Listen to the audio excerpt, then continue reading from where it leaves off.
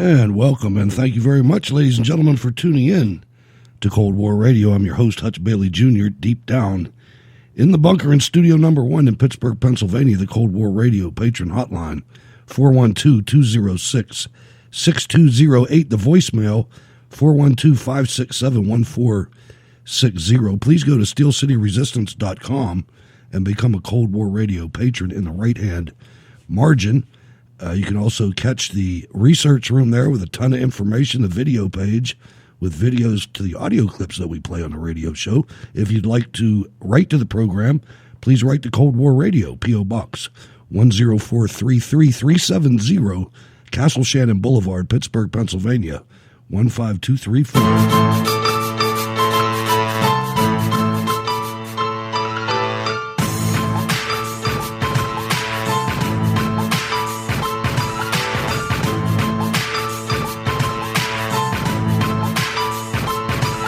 All right, ladies and gentlemen, let's swing the turret to the south, to Atlanta, and welcome Stacy Rush to the program. Good evening, Stacy.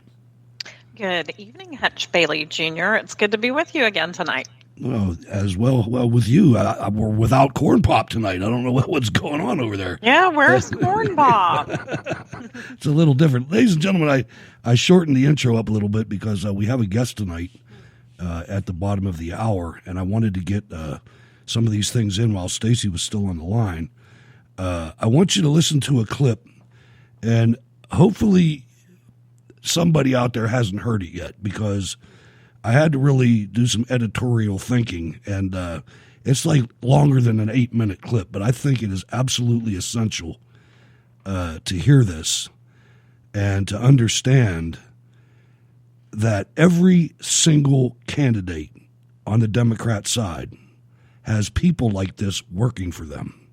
Now, they might be polished on the outside, but every single one of them wants to take your guns, wants to make you live in the city, wants to take away your car and make you have to go on public transportation. This is a bombshell, and if this guy does not get a Pulitzer Prize, what's his name, Stacy? Project Veritas? I'm at a loss. James O'Keefe. James O'Keefe. If he doesn't get a Pulitzer Prize, this is one of the best journalists in our lifetime. Let's listen to his infiltration into Bernie Sanders' camp and his field director in Iowa. Meet Kyle Jurek, a field organizer in Iowa for presidential candidate Bernie Sanders. Jurek says cities are going to burn if Trump gets reelected. These are worrisome words from someone who works for a man running to be president of the United States. Now, the evidence shows Kyle Jurek has been in politics since 2018, when, according to these FEC records, Jurek was paid $500 while working for the Democratic Senate Campaign Committee. The FEC records also show he has worked for the Sanders campaign for over 6 months. And so far, Jurek has earned nearly $11,000. Yeah, they seem emboldened. They have been emboldened by Trump and all that rhetoric and shit.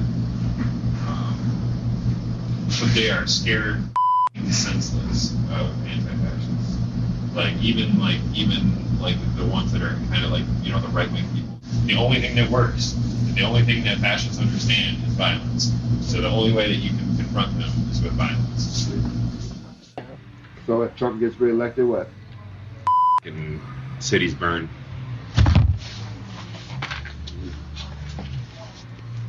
What we gotta do? Yeah, we don't have a lot of time left. We have to save human civilization. And obviously, Trump don't give two about making sure that the world doesn't burn.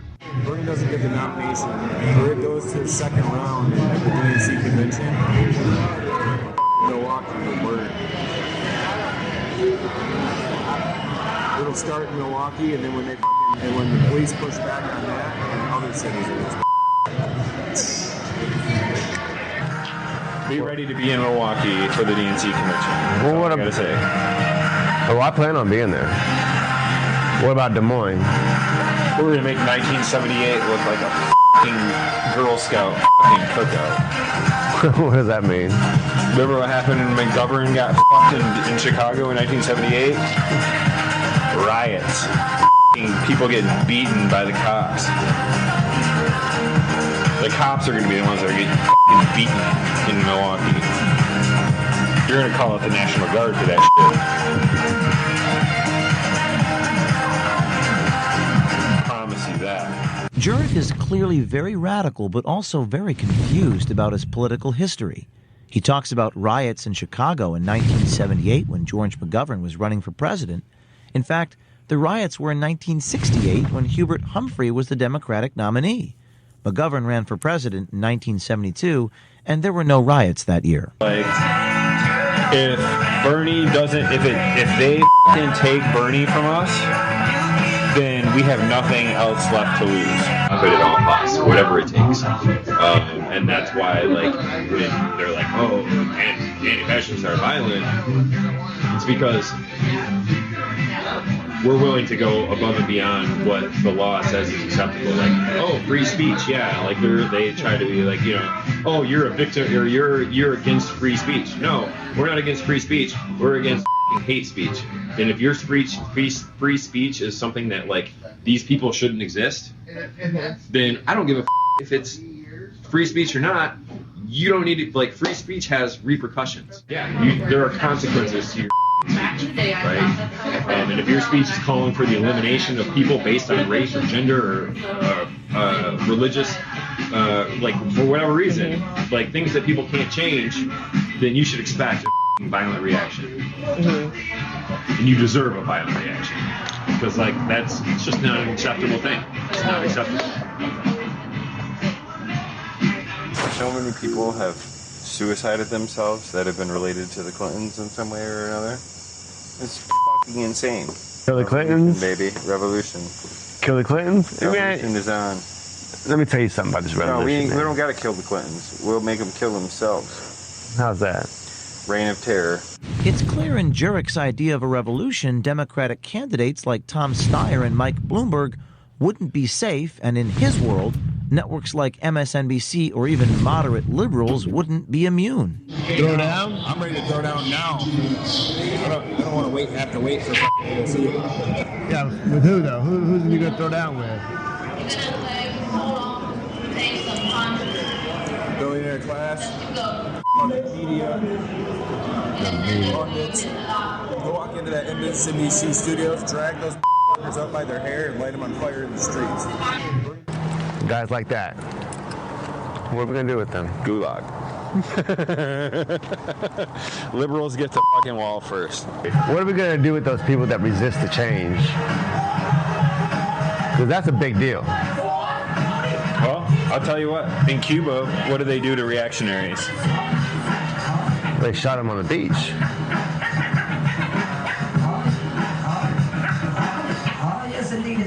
Do you want to fight against the revolution? You're going to die for it, motherfucker. Jurek also has some pretty harsh words for Sanders' rival on the left, Elizabeth Warren. He is particularly critical of her staffers in Iowa. They're like sending canvassers to our events. Like, we had that climate summit with Naomi Klein and AOC. Warren campaign people show up, want to table the event, want to set up a table for Warren at the event. We're like, get the out of here. This isn't a Warren event. You're not coming in here and scooping up people. Like, no. No. It is a competition, you know. Yeah, like, we're not on the same team, guys. Like, you know, like, I know you guys like to say, like, hey, Warren's just like Bernie, but a woman. But guess what? You done? We're not on the same team. Yeah, I put it there. Bernie's a bad judge of character. So, like, he has, like, Weaver, who is his, like, one of his, like, campaign, like senior advisors, is a shit fucking human. But he likes him. You know, Bernie likes him. Bernie's, you know, why is he he's 78 years old and he's, like, set in his ways, and he, like, you know, that's one weakness that Bernie has, is he's a bad judge of character with some people. Like, he loves Elizabeth, like, he's friends with Elizabeth Warren. He's friends with this. He hired you. You know, what can he do? I mean, Bernie has, like, kind of started opening up lines of attack against Warren. but he keeps it policy based. People tell me that on the doors, like, yeah, I like Bernie, but I really want a woman to be. It's like, wait, so like you're okay with a woman if she has worse policies? Like just because she's a woman, because she has a vagina, that's why you're gonna vote for her? Like, if we could beat Donald Trump, as long as we nominate a woman. Like, idiot. Like, what the? They don't get it, man. Like, the world is on fire. This is an emergency situation, and you're hung up on vaginas. Is this someone you want to be part of your government? Keep in mind, Jurek was an open book. On day one, he told us he wanted to punch, quote, Nazis, burn cities down if Trump wins again in a free election, and spoke of shooting people if they couldn't be, quote, re-educated. Is Kyle Jurek the true but hidden face of the Sanders campaign?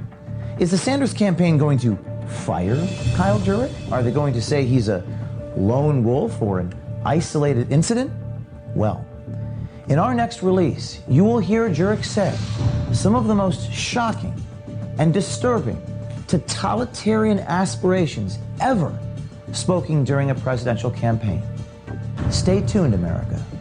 More to come. 48 hours, you'll hear that next one, ladies and gentlemen. But you all right over there? Oh yeah, I'm fine. I'm here. I'm just I'm slapping away. I'm alive. Here, I had the worst. Let me wipe the blood out of my eardrums here. Hold on. Go ahead. Oh, did you say you want more of that? No. Okay, I'll go back to it. No.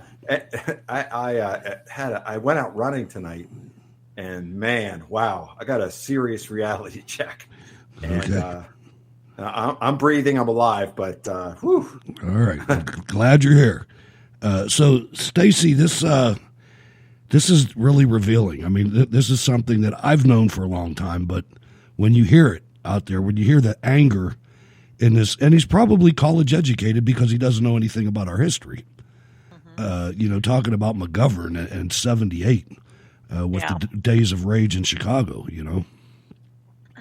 I was, it was a whole different level of crazy. I mean, that they exist, and the way that he was speaking so nonchalantly, like, yeah, we'll just send them to re-education camps and gulags. I mean, of course, isn't that what anyone would do? I mean, it's just unbelievable to me. I will also say I was actually a little bit surprised with a couple of things, that I agreed with him that he said. And one of them was the Democrat Party being, concentrating on vaginas, electing the first vagina to the White House. So after I heard the crazy, I was like, oh, I hate that there's even one thing that this guy says that I agree with. But I mean, it was just sheer insanity. And James O'Keefe's videos tend to get better as they go along, and this one was quite the blockbuster. So I'll be interested to see what else he has to say. Oh, it's I've seen it too. It's along the same lines. Some of it's worse, but this is who they are, ladies and gentlemen. And when you couple that with a breakdown of the family, this guy probably grew up and nobody was on his case, and he probably went to college and got indoctrinated there and started hating everything and everyone. And the sad part, well, not sad, but the reality of it is if he does what he says he wants to do and tries to replicate, Abby Hoffman and all of the people in 1968 during the days of rage in Chicago, which was a brutal scene, what was the outcome of that? Richard Nixon won in a landslide. It was the country doesn't want to hear that stuff. And these people that keep coming out first to think that they have even close to the numbers. There's a whole lot of people like me. A whole lot of people like me that, don't go outside, don't get involved in these things. But let it get to where they have to protect their families, and these guys will get made into a stain, Sal.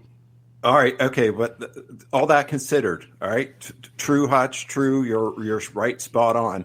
What are the chances, and I know the answer to this, you do too already, what are the chances that the stuff that James O'Keefe is doing gets out in the mainstream media? You what are the chances? I'd say less than 1%. You with me on that one? Probably, yeah. I think that I'm waiting for a point in time. I talked about this on Monday. I think that the media is already in a deep deficit, and they're bleeding cash. I mean, they're dying right in front of us. I mean, Fox News doesn't even go to the rallies anymore. They didn't play that rally last night. And that too. And aside from all that, the internet is killing newspapers. They're dying off left and right. And that's aside from the fact that they're they're worthy of picking up dog crap. I mean, that's really where they're at right now. And I think that at some point in time, some CEO or some financial backer to one of these companies is going to say, man, this is a losing business plan. This is not going to work. It's never going to work. They found us out.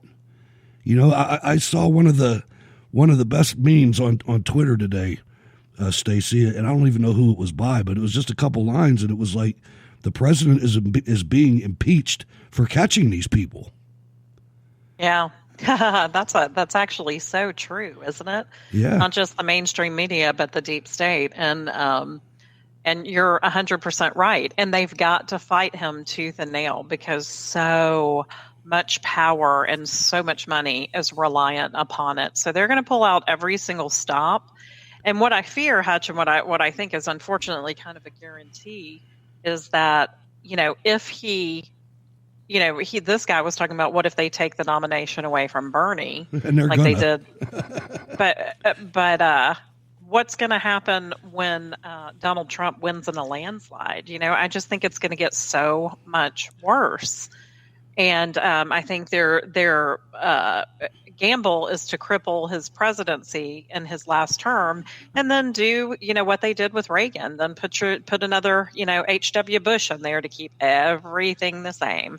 I think the last time they waited him out relatively quietly, somebody who was kind of a disruptor, and I think this time they're not going to. I think the last 4 years is going to be complete chaos. And really, if you look at what happened when they did that, when it was obvious to everyone concerned that George H.W. Bush was not the answer, shortly after Desert Storm, really.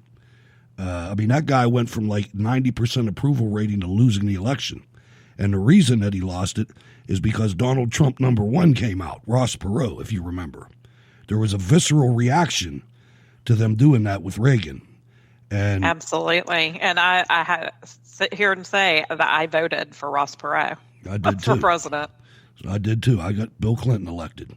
But it was apparent back then, Sal.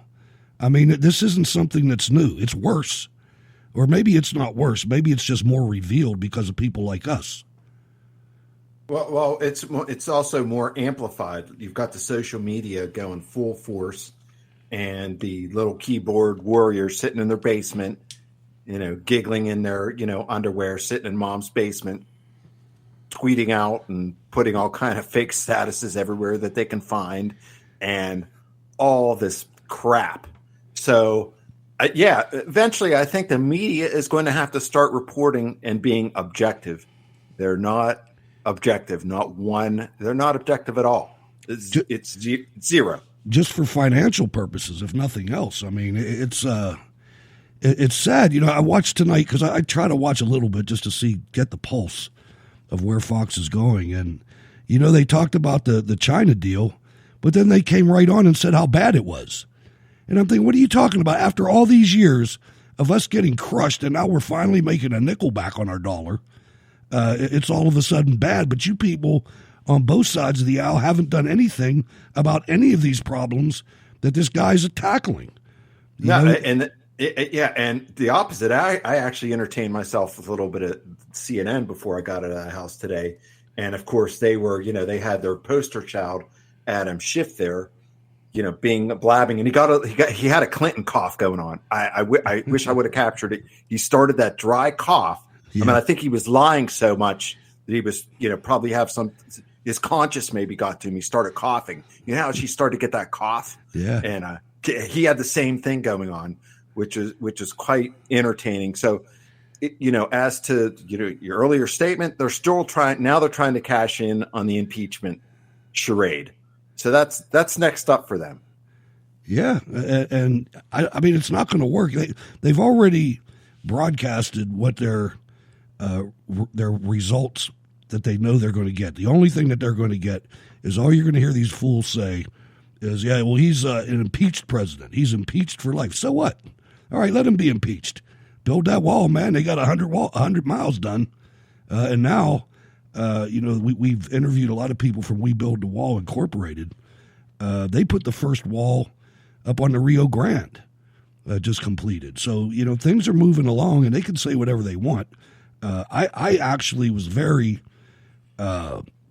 embarrassed when I watched the coverage, when I watched Brett Baer and all those guys over there giving this fake operation some kind of genuine historical value, which it has none of, other than the fact that it's criminal what the Democrats have done with impeachment. They've cheapened it. Right now, it's no longer, nobody's watching this. Every other impeachment, it was like an Ali fight, man. Everybody was watching it. And not this one, man. Nobody's paying attention to this. And then now you're going to have Nadler and Schiff up there and some Rakim guy that's going to make fools of themselves and lie in front of the cameras. I got a good laugh. I saw Nadler waddling into the, walking with the impeachment things, and it's just entertaining to see. What thought went through my mind is the Benny Hill song.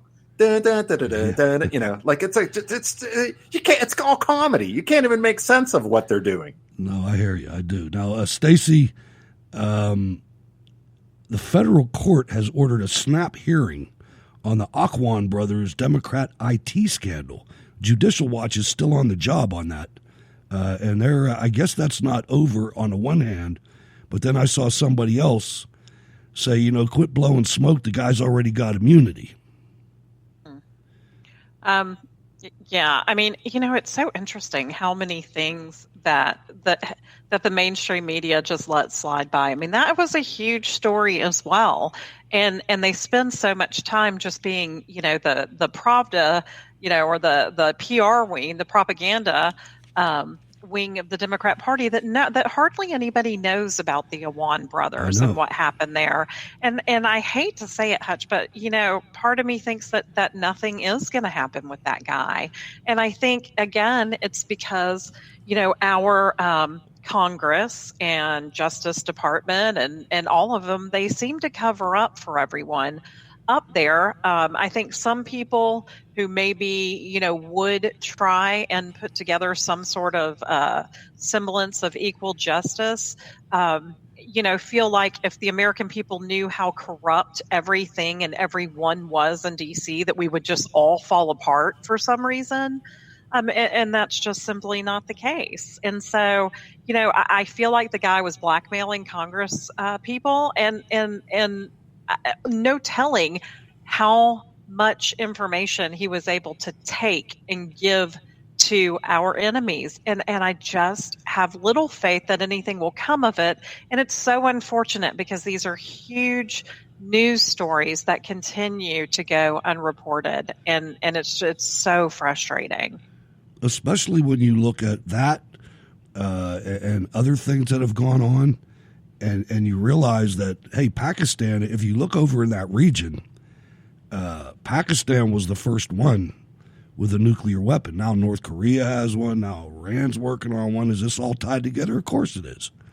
And you had Dianne Feinstein, one of the highest ranking senators in the country, had a driver that was a Chinese spy for years. And could you imagine if that was a Republican? The fact that she is still a senator is appalling to me, because if that would have happened to a Republican, everyone on the planet would have insisted that they resign for being so freaking stupid. Yeah.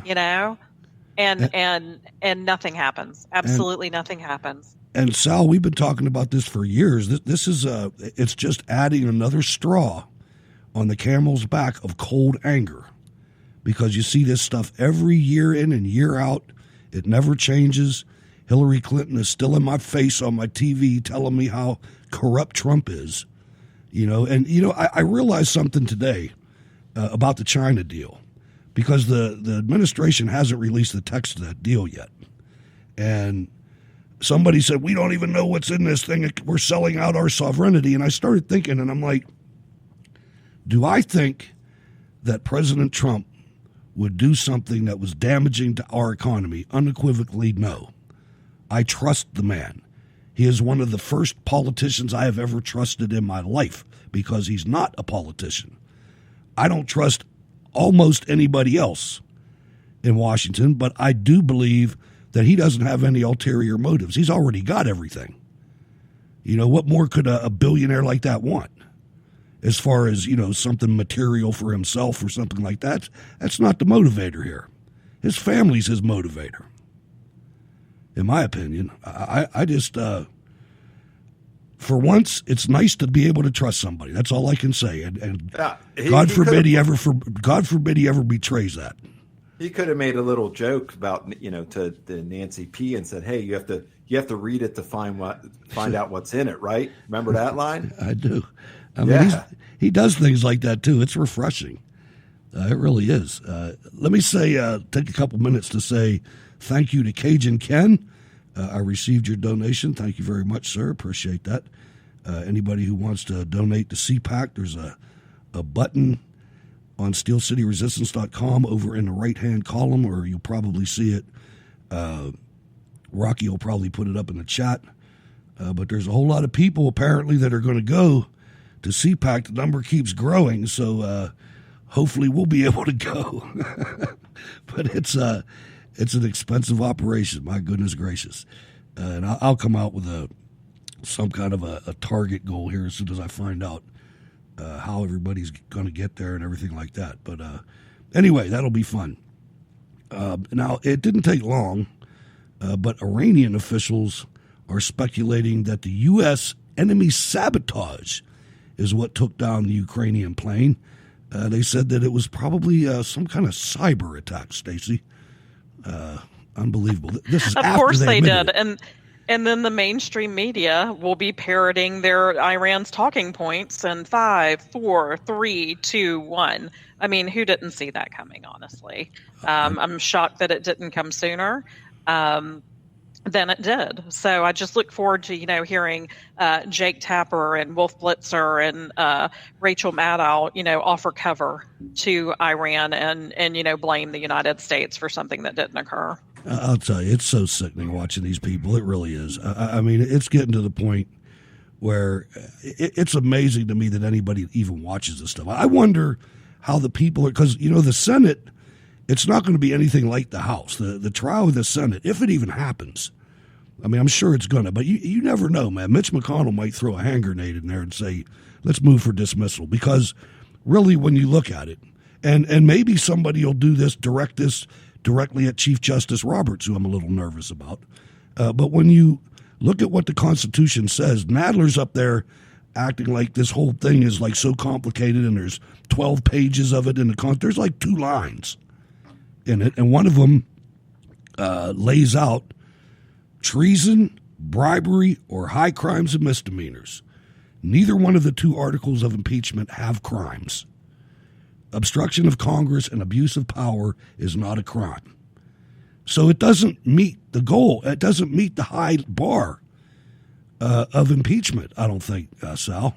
Yeah, well, I'm not concerned one bit.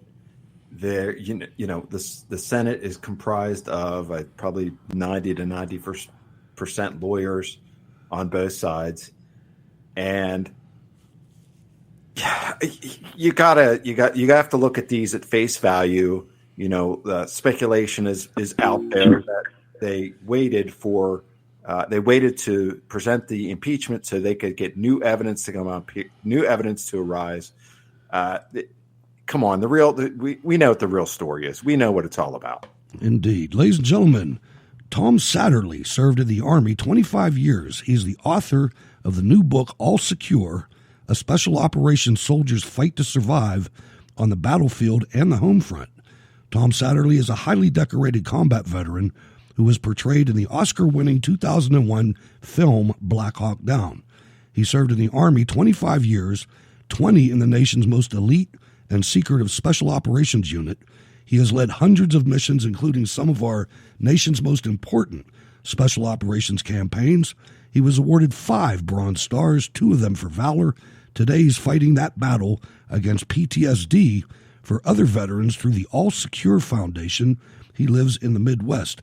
Sergeant Major Satterly, welcome to Cold War Radio. I'm Hutch Bailey Jr. Thank you, and good evening. I also have my co-host, Stacy Rush from Atlanta. Good evening, Tom. We're glad to have you. And Hi, Stacy. How are you? Doing well, thank you. And Sal from Western Pennsylvania. Quite an honor. Thank you for being here. Thank you. Thank you. So I had to throw that in there, ladies and gentlemen, because I'm also an Army veteran. So when a command sergeant major comes on the show, I have to call him that because that's what you deserve. Just an intriguing situation here. Talk a little bit about your book, and then we'll get into some other things. But let's do that right off the bat. Absolutely. The book kind of dives into a little bit about the start of my life and how I got to where I was, and then it takes you through my military career, through the multiple selections that I went through, and then into the units that I was assigned to, and then my combat deployments, one being Black Hawk Down and the Battle of Mogadishu, and the other one being the capture of Saddam Hussein, and then all those that are in between.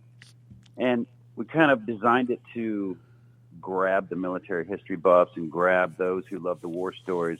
But the book morphs into a what happened to me and how it destroyed my life kind of book. And, oh, by the way, here is a way out of it, because we know that so many people suffer and feel the same way. So it really ends up being a book of salvation, really, for anybody who suffers from depression or PTS or struggles through life.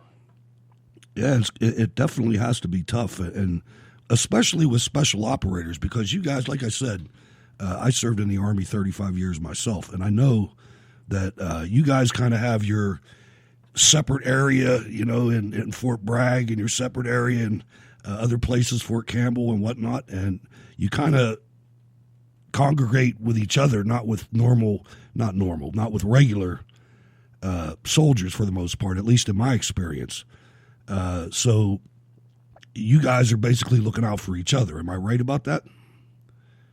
Absolutely. It's a small, close-in world that everybody pretty much knows each other and would do anything for each other, and we stick together through thick and thin, and then you come to find out down the road that none of us ever felt good enough to be with each other, which drove us to do better every day, to compete, but it also destroyed us along the way. Wow. I know just a little off story concerning that. When I was in Iraq, I was a CW4, and I was at a transient base in Aliyah Salim, and I saw a soldier, and like I said, we didn't mingle that much with special operators. So I see this soldier, and he's wearing ACUs, and I get a little bit closer, and his hair's pretty long, and he's got a beard. I'm looking at this guy, and he's a first sergeant. But that's the only thing on his uniform is the first sergeant chevrons. There's no name tag, no U.S. And it hit me. I was like, oh, he's one of those guys. So just enough on there to get him into trouble. Let me turn it over to Stacy. Stacy, go ahead. You mentioned, Tom, that part of writing the book was a healing process, and not just that. I mean, you have a foundation, the All Secure Foundation. Could you tell our listeners about that, how you started it, and how it's going so far? My wife was trying to get me help at the time, and the stories in the book of how we got together and how we got to where we are, but it really kind of, she was looking for ways to get me help in a non-military town, and even when we were in military towns, she just had so much struggle of finding the things that I needed in a timely manner, and she said, we have to start a foundation. She was part of film and photography for special operations training groups that we ran after the military, and she saw that people weren't coming back. We would train the same group another 6-8 months later, and some guys weren't there, and they were missing because they didn't return home. And she said, we have to do something. We have to help them after combat instead of training them for combat. So we got to work on the foundation to where originally it was just a resource library just to help people find help in different locations. And then we morphed it into the families need help. A lot of people help the veteran or send a veteran hunting or send them to Disneyland. And that's great. And thank you for your service type thing. But when they go home, they still have PTS and oh, by the way, their spouses are like, what about me? What about all the sacrifices I did over the years?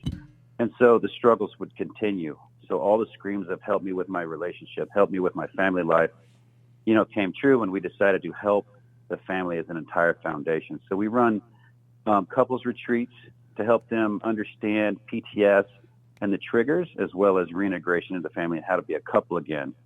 And we also do active duty military as well, even those who haven't been to combat, to know what to expect when you do go into combat and that it's okay to ask for help. So we're trying to change the culture that it's okay to say you need help. It's not a sign of weakness. Well, Thomas, this is Sal here, and I just want to shift gears and maybe go back a little bit in time. You tell us all of these stories now, but of course, when you first decided to serve your country, you didn't know anything about what you're about to, what you're going to encounter. Can you share with us your motivations to serve your country? What was going through your head at the time? And please share that story.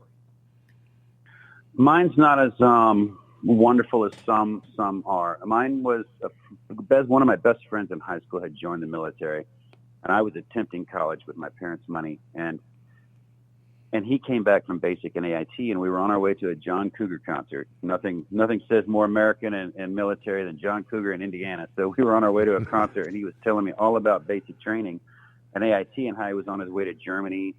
And it just hit me at the moment, like, I can go do this. I can get out of Indiana. I can do something different with my life I never expected.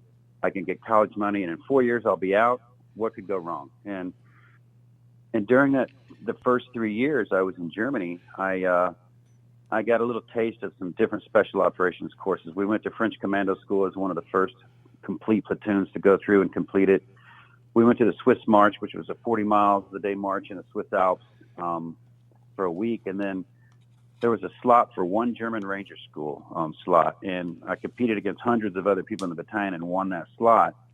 And when I passed that course, I decided that I wanted to be a Green Beret. I kind of adopted a friend of mine's dream to be a Green Beret, and that's just kind of when I reenlisted for jump school to get me to Fort Bragg so I could start attacking those recruiting offices to be special forces. And then when I was in language school, I was approached to join I should try out for the unit, and I just kept climbing that ladder. I just decided to keep going until I couldn't go any further. Well, the John Cougar concert. Sorry, that really that's a good that's a great story. So tell us a little bit more about what else you're doing now. What do you do? Obviously you've done all this exciting stuff. What do you do for fun now? Wow, we help others. We're so busy in our foundation taking phone calls up until I just have to turn my phone off. And then my wife and I kind of talk to each other like, should I check my phone again? But it's kind of what we do from morning to night. And even on weekends, we kind of focus on it. And our quiet time is just to go walk in the woods and be away from everything and no cell phones and kind of talk to each other. But I've never been a hobby person, which is kind of caused me to be more driven, I guess. And I run out of things to do, so I just go back to work. And my wife's trying to shake that out of me and have me pick up more hobbies. So I guess the one hobby I do have is I clean a lot. I'm kind of OCD that way, so my wife enjoys the fact that I walk around and clean everything all the time in my spare time. Don't be advertising. You might be. I was just about to say that, Sal. If your wife wants to send you over for a little while and help out over here, you are more than welcome. I get that a lot. There's a crowd of women at the gates of the Special Forces place right now that's forming. All Secure is in part, it's your journey into a world so dark and dangerous, Tom, that most Americans can't contemplate its existence. The book recounts what it's like to be on the front lines with one of America's most highly trained warriors, you, and says the book is as action-packed as any fiction thriller. All Secure is an insider's view of the unit. Go through briefly through some of the different encounters and things that will be labeled as a thriller? Wow. So in the book, it talks a lot about selection and how I made it through the selection process. And it talks about, which is kind of a lot of unknown facts for people. So people like to pick it up for that. The Black Hawk Down, my first combat experience, was the longest sustained firefight since Vietnam. So not quite what I expected when I got into it, but it totally changed me. And I kind of figured it out from there. And then the capture of Saddam Hussein was another good one that's in there. The lead up to how we got him and how we found him, and then of course the night we actually captured him. And then there's several other combat stories in there that are not really known. A little bit of Iranian flair in there back before it was a hot topic again. So imagine that. A little chunk of in there where they gave me the name Ayatollah Tomala just as a joke, but it kind of worked during a questioning session for one of the detainees. But there's no more helicopter crashes, which kind of brought me to tears as well. And then a good firefight on a Halloween night that's in there that really pique people's interest, because I'm hearing that it's very detailed. That, I didn't really think about it when we were writing it with my co-author Steve Jackson, but the way he put it together and the way that the stories kind of lay out are very detailed, and I'm hearing that it draws a lot of people in. I'll tell you, that battle for Mogadishu, that was something. I mean, a lot of people don't remember the details of that. After the chopper crashed, and correct me if I'm wrong on any of this, because obviously I wasn't there. But looking into it, I think one of the most terrifying things to me was when the Somalians started lighting the tires on fire so they could tell everybody where to go. Is that accurate? It is accurate. Our hits that led up to that, I noticed, as the couple of times we were on the ground and even driving around, there was a lot of spare tires around. And I wondered what those were for. I just thought maybe they'd keep everything here. I don't know. And then it became perfectly clear that night when they were using them to deter the convoy and to mark the locations of where we were to bring everybody in. That, along with our helicopters hovering overhead back in the day when that's what they did. They circled over the target to keep you safe, but we figured out that day that also tells everybody in town where to come to. All right, I'm going to, and I know this is about your book, but this is a political show. I have to ask you at least how you feel about some things. We recently... the president took out Soleimani, and obviously you were in Iraq. You got Saddam Hussein. But how did you feel about Soleimani getting taken out? I mean, I know if you were in Iraq during that time, then you definitely saw the effects of the EFPs, as I did, and understood. I'm sure. I mean, I was at some pretty high-level briefings, and there was evidence. I mean, this wasn't something they just made up, about the Iranian involvement. And to see virtually half of the government of this country praising this guy, it's something. I think this is new to our country, and it's troubling. It saddens me. When I heard of his death, when you see somebody on a football field at halftime run across streaking, that would have been me. I was so happy. Right. To hear about his death, and an active leader. When we caught Saddam Hussein, it was more of a, here you go, great, but really he wasn't active. Even Bin Laden wasn't active. I mean, good job, it looks good, but really he's not in charge of anything. This guy was in charge and actively leading missions and directing missions against our nation and other nations that support us as well, and he's been doing it for over 20 years, and he's very good at it. And taking him out, I mean, it just shows you, even with their response, that you knew they had to respond. But in my opinion, they missed on purpose, or they're not that good at all anyway. So either way, it doesn't really matter. And they're done because they know that everything that he was doing was wrong. I mean, no matter who you are, you know that what you're doing when you're attacking a third-party country in not even your own country, you're way out of bounds. So you get what you deserve. And I saw a couple videos and things of people that were, rebutting that and saying that, oh no, it wasn't Soleimani and the IRGC that was doing it. It was Hezbollah. And I'm thinking, who do you think Hezbollah reports to? Who trains who and gives who the money? I mean, it's unbelievable. It's easy to point back to a nation state that's running terrorism. They have a lot of money, and they have high-level leadership, and they get away with whatever they want unless you stop them. No, you're absolutely right. That was one of the, I mean, that was right up there with bin Laden and Hussein. And like you said, it was more physically beneficial to our troops and other people because he was actually really doing it. Both aspects of it was necessary, and he was active. I mean, It was really a win-win for us.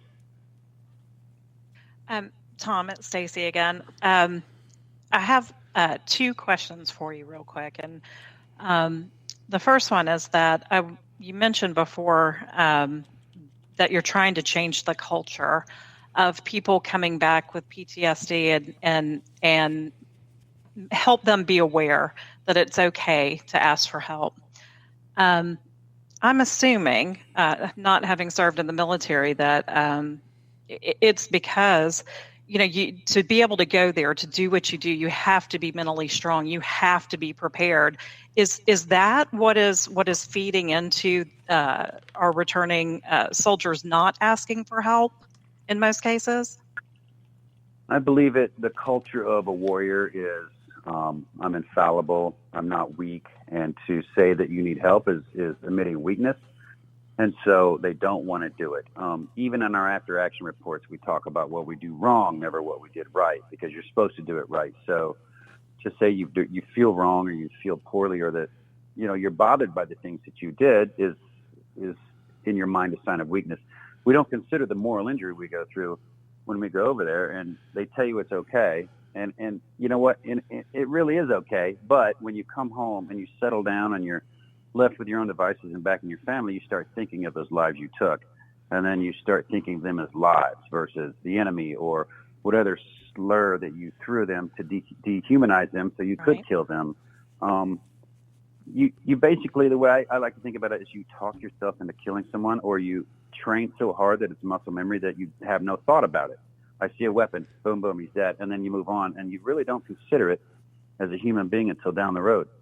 Mm-hmm. And unless you're prepared and ready to deal with that at the time, it just piles on and it piles on and it piles on. And everybody puts it away in that pit of their stomach where they know it's never coming back again, but it always does. It always comes back to haunt you. And they just, like when you get home and you have the time to relax, where you're not constantly on guard, that's when it comes back. Right. And when you're at work, even if you're not deployed, you're focused, you're with your friends, you're doing the thing that you're supposed to do. But when you're removed from all that and that tribe is gone and kind of you're left out there with no mission, it all starts sinking in. Absolutely. And this may be the silliest question of all, but I always believe I want to write a book one day, and I've gone through title after title after title when I think about doing it. I know you have All Secure Foundation, but talk about the title of the book. Did you name it after the foundation? Did the foundation come, or what's the genesis of that name? Wow, they were kind of at the same time. All Secure is the codes, the call in that we give when you're on target conducting a mission, and you've reached a point where the target is secure and the enemy are neutralized or detained, and everyone will individually call in All Secure from their sections. And when everyone is called in All Secure, that means that the enemy has been put down and you're kind of safe for the moment and everyone can relax. So we wanted what was the call sign for the first moment that you can let your guard down? And that would be All Secure. And so the foundation was named first, and then the book came under the same name in hopes that it would push people to the foundation, which is really what the book's all about, is how to get help and where to get help. So Tom, this is Sal again. I want to ask you just a general question. Maybe you can help military people or someone who's in a stressful situation, which you've been in a lot. What's one thing that you can recommend someone doing if they really feel that things are out of control? You're in a battle, maybe not a literal battle, but maybe you're in a battle with something that just seems almost impossible, which situations you were actually in. What can you recommend people to do? Some people believe in meditation, prayer. Is there anything that you have in your tool chest you can recommend to someone when they're facing a difficult situation? I always rely on my wife. She's my partner, and she's always there for me. But then again, that's who we also take most of our angers out on. So I like to try to conduct better breathing. I do belly breathing. I try to calm myself down. I start thinking of some friends that I lost that, wouldn't want me this way. They didn't die so I could live miserably the rest of my life feeling sorry about their loss.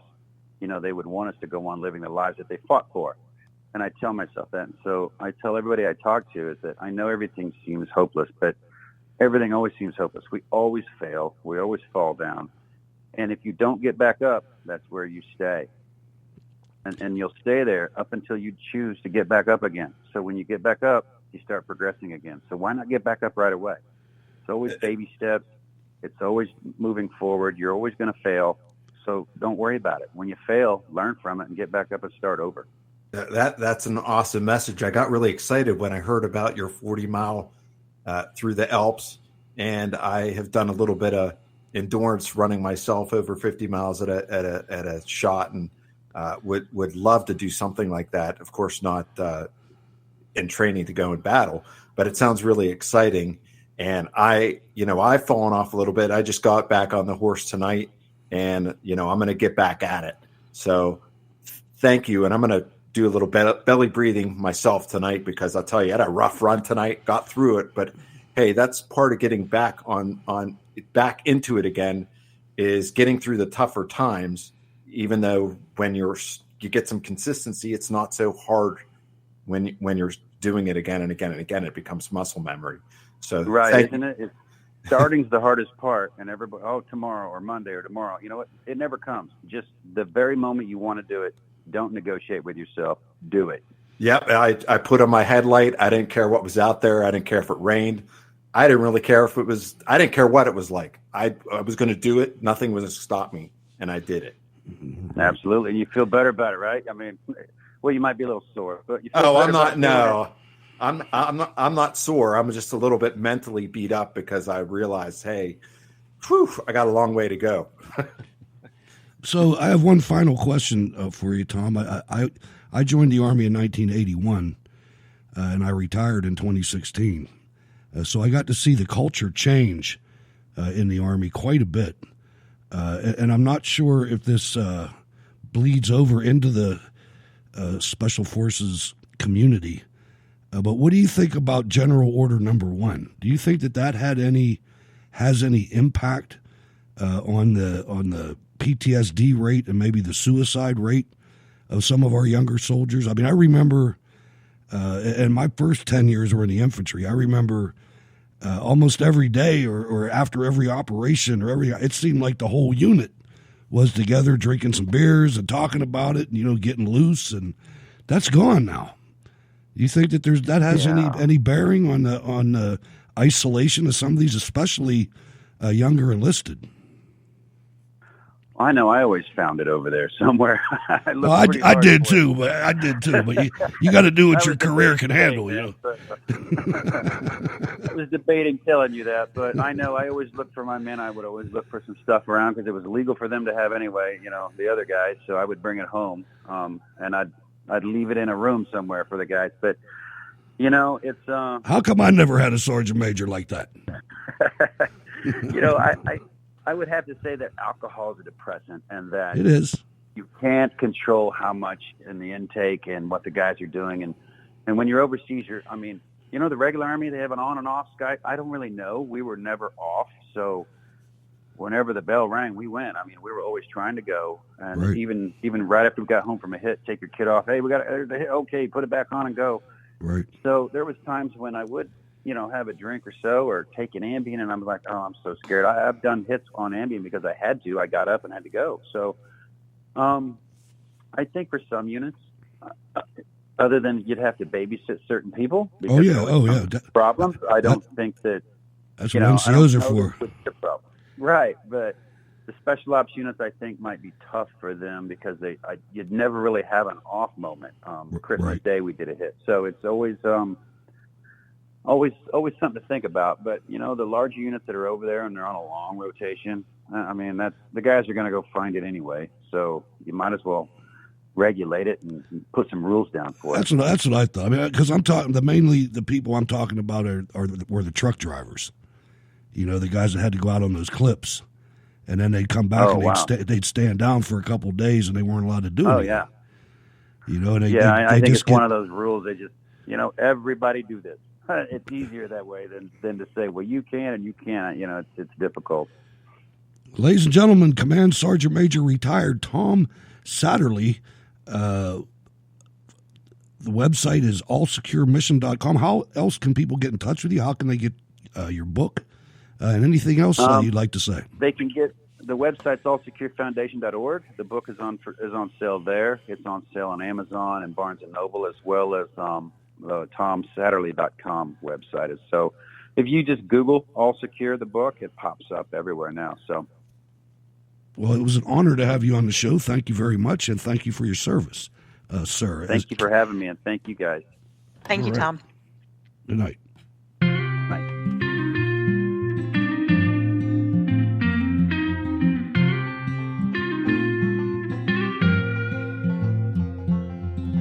Looking for an alternative place to find news and opinion? How about conversing with fellow patriots? Join us Monday, Wednesday, Friday at 8 p.m. Eastern, 5 p.m. Pacific for Cold War Radio. You will find it at www.spreaker.com or in the Spreaker app. Search for Cold War Radio and you will find it. Since I've been listening, I have met some terrific patriots and learned quite a lot about current events that the mainstream media will never tell you. Please come and join us. Be inspired. You will feel right at home in our Spreaker chat room.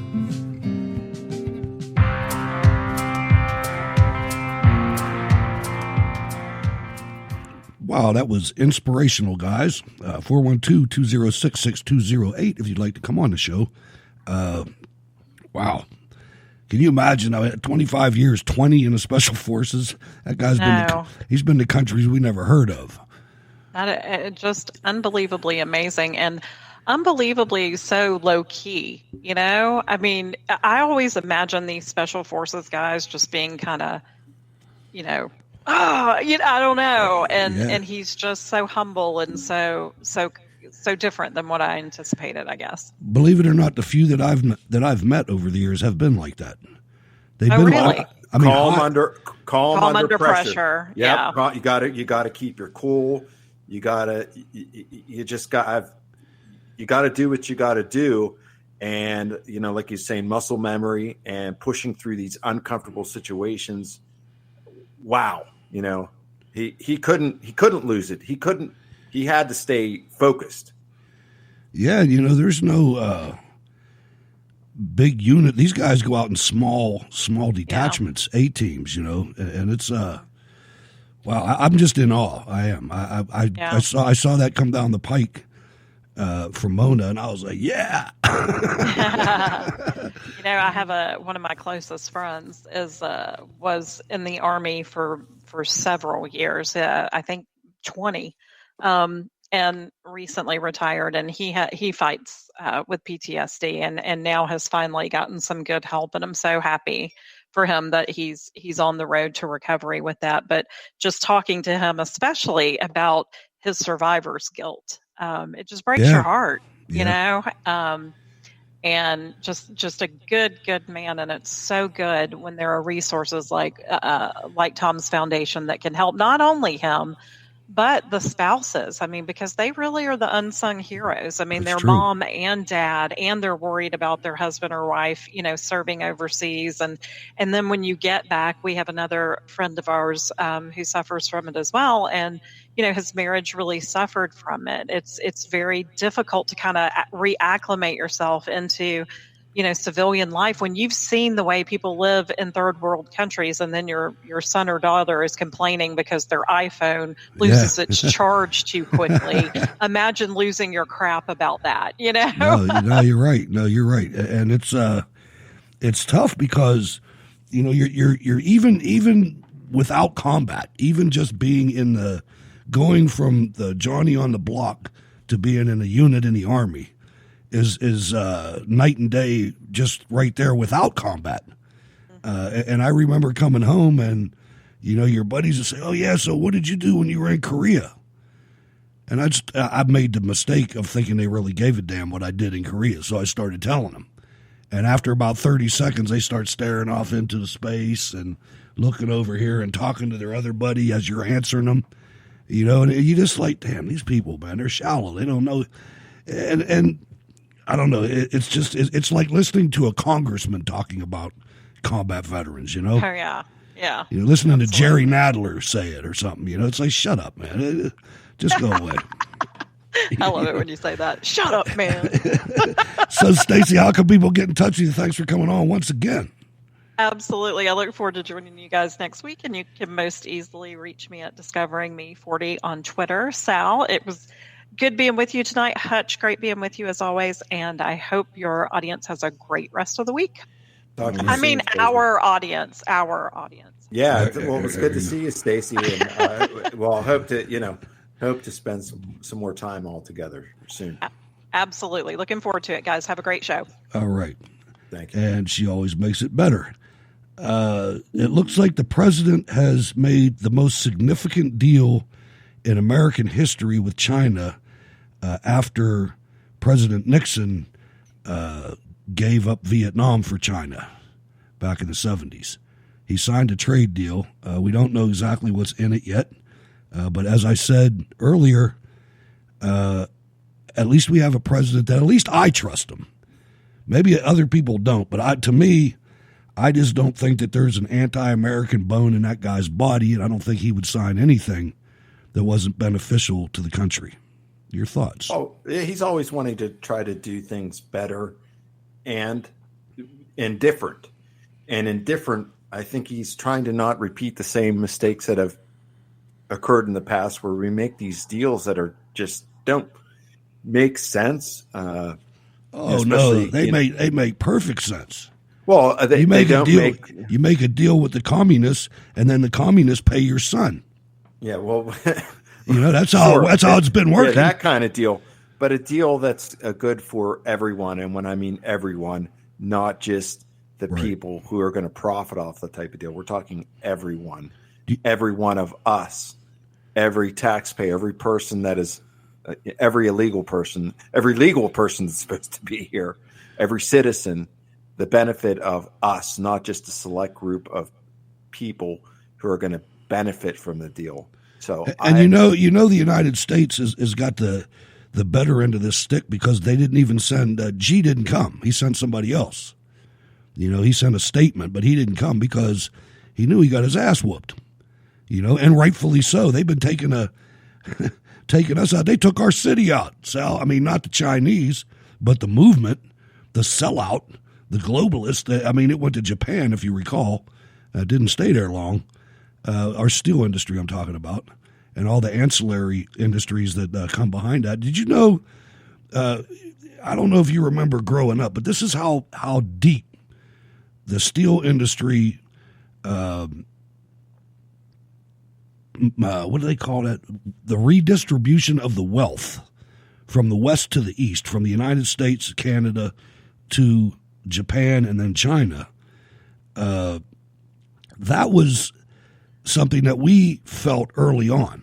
But there were so many other businesses besides steel that were affected that you don't even think about. And my family is in the bakery supply business, a part of my family. And they had the biggest bakery supply, they still do, in the area. And they used to supply remember when you were growing up, remember how many bakeries there were? There were bakeries on every block of every commerce section of the city. And the steel mill workers used to go in there and get 3 or 4 dozen donuts and take them in there. And they'd eat these donuts all day because every 15 minutes they're burning 2,000 calories in the mills. And as soon as the mills went away, so did the bakeries. Yeah, I do remember a lot of the bakeries. Heck, I remember in my old neighborhood, there was a bakery there, and they had the finest donuts that you could find. And yeah, they're all gone now, aside from, our society being more health conscious. That's true. Yeah, that's true. That was part of it. I was talking to my uncle, and that was part of it. Yeah. But Yeah, you don't see that type of stuff. You don't see that around anymore, especially here in Pittsburgh. You just don't. It's a dying thing, I'd say. I have 3 of them right in my general area, but there's not very many if you go across the whole city. I think there's still one in Shadyside, and there's a couple other ones. I think there might be one in East Liberty, but not very many. Not very many at all. And my point is that we need to get our industry back, something to where we're making things. So right after he signed his deal, our deal with China, this is as Nancy Pelosi. Did you watch any of that event when they walked she said how somber an event it was and how sad for the country. Then she used 24 pens to sign it and passed them out like they were pieces of gold.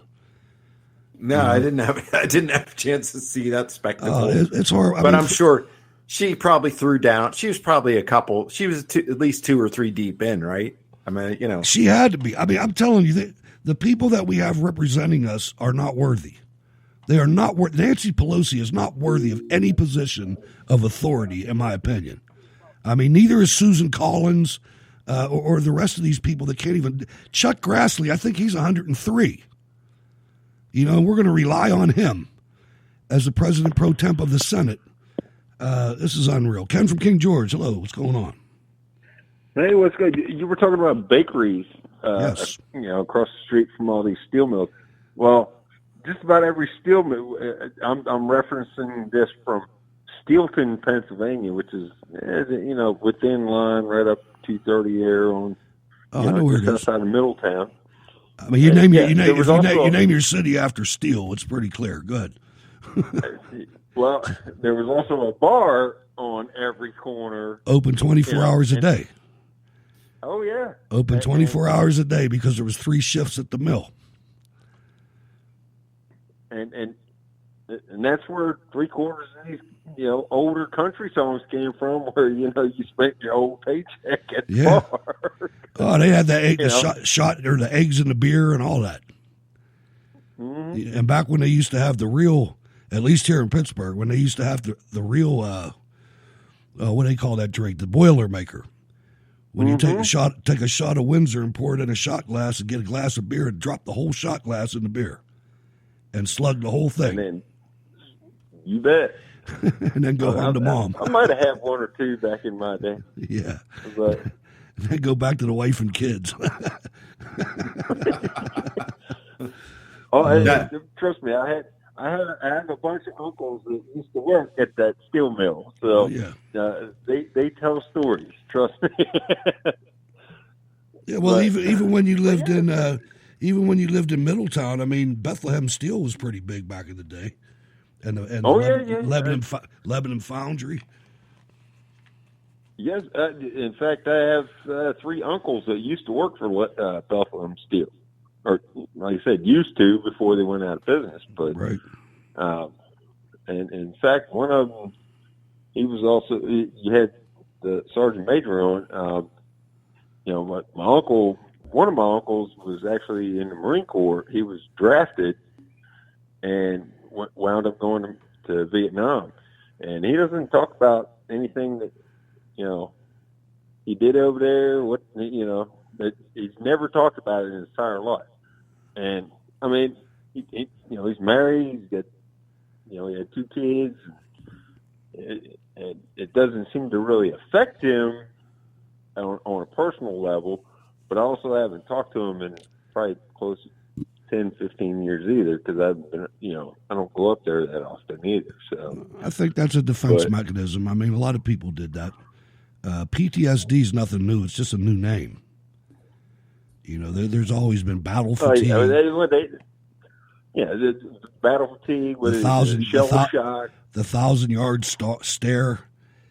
I mean, it's been around. It's you look at what these people have to see, and I just can't even imagine it. Because I was in the military all those years, but I didn't. The majority of people in the military don't see what that guy saw.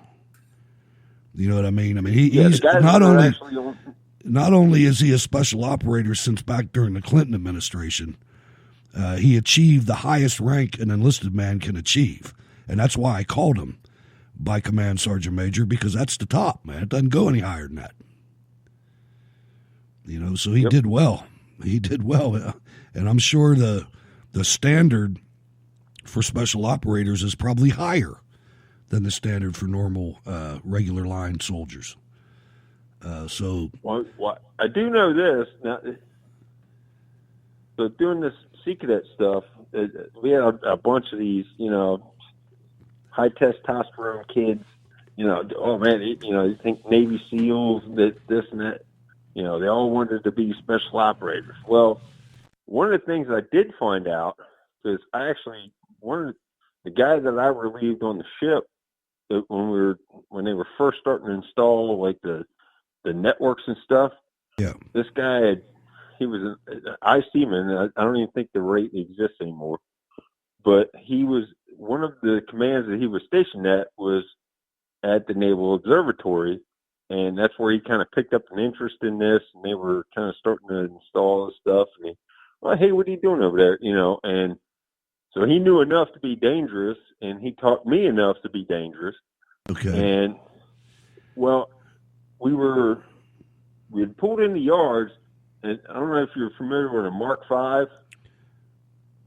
It looks almost like a cigarette boat, but it's a sealed delivery vehicle essentially. So they can put a rib in. Does it have does it have jet motors? Like not propeller motors. It has jet. Because I think these were. I do know what a Mark V is. We had them. We used them for bridges. Yeah, they just decommissioned them like I don't know 6-7 years ago. They're small, right? They're not. They're more like a. They're rather small. They look like a motorboat almost. Racing. Yeah. Those things. We had a little pond where I probably had 40 of them. And when they test them, they take them out to this pond. Those things, those jet motors, you could open the accelerator all the way and then flip it into reverse, and it's not a transmission. All you're doing is moving these chutes around so it shoots the water a different direction. And those things would stand up and stop on a dime in the water. They're unbelievable. We used them for the floating bridges. We launched the floating bridges out across the Tigris River, and these Mark IVs and Mark Vs would hold the bridge against the current of the water, so it wouldn't float down the river. I think that's the same boat you're talking about. Yeah, like I said, it looks like an offshore racer type thing, only slightly larger and a little bit wider. But yeah. But anyways, well, we had pulled in the dry dock, and I'm walking with this guy, and there were two of them that were sitting in a dry dock. He was like, "Yeah, I used to work with a special unit that was attached to the unit that rode out on these things." Well, I come to find out later on, after I'm doing the Sea Cadet stuff, one of the people that we work with on base knew some people, got us a tour of the base down here in Indian Head, or not Indian Head. It's down there. It's not Norfolk. Fort Story. Oh, okay, down at Virginia Beach. Yeah, down in that area. Well, it just happened to work out that they were doing this, decommissioning ceremony. They were also doing a change of command thing, and they had on every Mark V that was ever in the fleet was out in the parking lot. Oh, nice. Because they were getting ready to decommission all of them.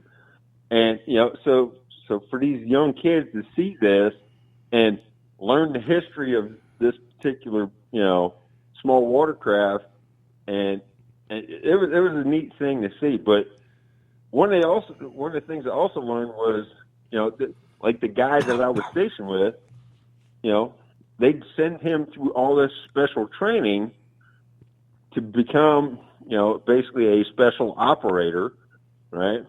Well, when it came time for him to re-enlist, well, based upon his job or rate,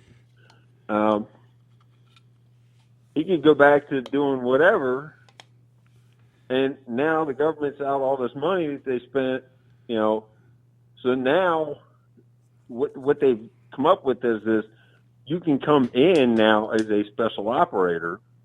You have to meet all these extra crazy physical requirements and all this other stuff, and you get picked up by basically a scout. You know, it's kind of like, you know, the NFL looking at various colleges. Oh, hey, we like this guy. You know, hey, come out here for a tryout type thing. And if you do it more than once and they kind of like your performance, you get thrown into this pipeline where they spend all this money to, you know, for this extra training, and you stay within that, you know, essentially the job that you're doing. Yeah, most of the high cost training in the Army has a clause in there. You have to spend 3 more years or whatever it is. Well, let's change some numbers here. Let's get away from Mark V, and let's talk about what's going on in your neck of the woods. And that begins with the number 2, and there's a word, the amendment, after it. So tell us what's going on with the Second Amendment there in Virginia. We really want to appreciate since you have your feet on the ground and your ears are, you know, your antennas up. Tell us what's going on. So apparently what I've heard so far is this quote unquote assault weapons ban that's been struck down already. I saw that. That's a good thing. Which is a good thing. But the governor, I just heard this afternoon that the governor's trying to push for pushes legislation where essentially the Capitol building itself will become a gun-free zone because, you know, from what I've seen online, this and that, the VCDL, Virginia Citizens Defense League, they normally, you know, when the General Assembly happens on a normal basis and not everybody and their brothers paying attention, they usually send about 3 buses full of people down to Richmond to, you know, in support of the Second Amendment. He declared a state of emergency about that. Well, because this year, with all this Second Amendment sanctuary county stuff going on, the VCDL is looking to send 20. That's just one organization. The VCDL is looking to send 23 buses full of people down there. And I talked to other people that I work with that, you know, hey, yeah, my former boss is, you know, he's got money and he's looking to send a busload of people down there too. And I'm like, say what? Let me give you a couple details of what I read today, and that is that the governor pretty much panicked. He's going to give an executive order about the no guns in the Capitol zone. He declared an emergency. He didn't mention the unit you're talking about. He just said militias. Militias are descending on the Capitol, so the area where the protest is going to be fenced in. There's going to be one way in and one way out. Gun-free zone. This guy's a communist dictator, Ken. It's going to blow up. It's going to blow up in his face, because pretty soon you're going to have buses coming from other states. West Virginia has already invited any sanctuary county in Virginia that wants to join. West Virginia is welcome. That's how deep this is getting, and I knew it would. Oh yeah, I mean, this guy swatted a hornet's nest that he didn't want to swat. I can tell you that, because when I've lived in this county for 21 years now, and I've never once in my life gone to a board of supervisors meeting. Just because, you know, I got other stuff to do other than go to a board of supervisors meeting. Well, that's what I was saying earlier in the program. You know, you heard that communist from Bernie Sanders' campaign, and he's out there thinking that he's the cock of the walk, and he doesn't realize that most able-bodied men in the United States are too busy taking care of business than to be worrying about all the stuff he's worrying about, getting paid for a political campaign. Most people don't do that. You know, they have their garage, like you. They got their garage, and, you know, you'd get 5 guys, at least one of them has a welder. You know what I mean? So, you know, we can make things happen. And I don't think they realize that. I think they're in their little bubble, their little rich boy bubble, college boy bubble, that they think that everybody's like they are on campus. And it's just not the case, man. I mean, this is, they're messing with some dangerous fire. I mean, I've been to they do a farmer's market up here, and it usually draws a pretty good crowd, but I've never seen that many people congregate behind the courthouse in this county ever in my entire life. Well, I guarantee that governor's paying attention. And King George is not that big of a county. Now we're growing at a rapid rate, and that's which a lot of people down here don't really want because we like the rural environment. I mean, it's nice. Hey, cool. We got a Walmart now, and it's across the street from the base, and the base is kind of big. But I mean, but they keep ever expanding this government. Where I'm on the ground on the base, and they hire these kids straight out of college, and their first response is, well, we need to hire more government people. And I'm like, no, that's not the solution to every problem. I mean, you can hire a contractor to maybe take care of this, but if they don't do a good job with it, you can get rid of that contractor, whereas somebody gets hired on by the government, their grandkids are going to get the job when they retire. Exactly. And that's pretty much what goes on down here quite a bit. It's not what you know, who you know kind of thing. Absolutely. Because there's still a good old boy kind of network going on. But it's just insane to listen to these younger people that they're hiring and their thought process behind stuff that, well, okay, if this thing fails, whatever. And if I had $100 for every program that failed that I was, that I've seen come through there, and all they do is just move this person onto another program. Oh yeah. I could probably retire by now. Even as punishment. But anyway, Ken, thanks for calling. Yeah. Keep your eyes on that. Keep us informed. I appreciate it. All right, I will do. All right, we'll catch you on Friday. See you. Let's swing over to Richmond and welcome Regina to the show. Hello, Regina. Hello, Hutch. How you doing? Doing good. What's going on? Hello, hey Regina, it's Sal. How are you? Yeah, I'm good. You're at cool. You're at the epicenter of all this. So, what's your thoughts on the situation? Sorry. It's just hilarious to me because I'm thinking to myself, hey, let me give you an idea about Richmond. Richmond is quiet until you start messing with stuff. Right. And then when you start messing with stuff, they get a little interesting. Because this past Sunday, I did something that I never had done before. I decided to go there, walk down to the James River. And when you go in Richmond on Sundays, normally people are not out on Sundays. I went down there, it was wall-to-wall people. And I'm like going, what the hell?